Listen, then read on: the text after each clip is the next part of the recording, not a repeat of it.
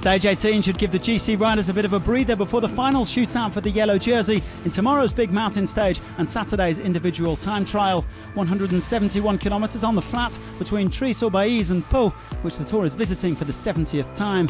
Perhaps a chance for two of the remaining sprinters, Arnaud Demare and Alexander Kristoff, to finally break their duck in 2018. Well, ordinarily Peter Sagan would have been a hot favourite as well, but the world champion crashed heavily on stage 17, so he wouldn't have been at 100%. After a fast start to the day's action, 5 men got away. Mitchelton Scott pair Luke Durbridge and Matthew Heyman, Quick-Step's Nicky Terpstra, Thomas Bouda of Direct Energy and Guillaume van Kelsbroek of Wanty Group in there as well. There are a number of observers that argued that a strong breakaway might go all the way, but the peloton had other ideas, setting a pace to match the searing temperatures here in the southwest of France and keeping the break on a tight leash. Well, then a reminder that even straightforward stages have their dangers. A crash in the peloton bringing Nairo Quintana back down to earth after his superb win yesterday. Luckily there was no major damage for the Colombian, although he did require some treatment from the medical car. The gap to the breakaway briefly flirted with the 2-minute mark, but they were never getting away. UAE and FDJ doing the lion's share of the work up at the top for Kristoff and Demare. Now the peloton finally put the brake out of their misery with just over 16 kilometres to go, and the team's getting into position for the final sprint. Bora Hansgrohe putting the hammer down for Sagan, but the world champion found himself boxed in heading to the line.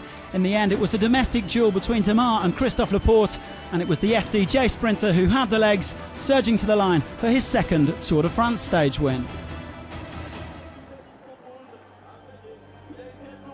Well, this was also the first victory for a French team on this tour, a run that stretches back to 1930.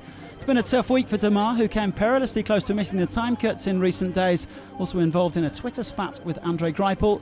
Redemption for the 26-year-old, who was promoted team leader in Thibaut Pinot's absence.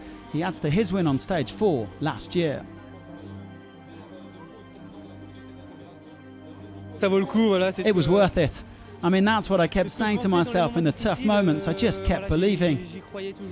My legs are fine, it's just that I'm not the best in the mountains, and that's nothing new. But I didn't give up. I kept believing in my chances of victory in the rare sprints that were left, Pau and the Champs-Élysées. And now I've done it. The team believes in me, my friends and my wife believe in me. And I had a huge amount of support when I was in the mountains. That was really amazing. I want to dedicate my victory to all those people. So Demare taking the win just ahead of Christophe Laporte. Another podium for Christophe. Edvald Boasson Hagen and Sonny Colbrelli completing the top 5 with Sagan in 8th. Geraint Thomas keeps the yellow jersey for an 8th day, matching Greg van Avermaet's efforts from the early part of the tour.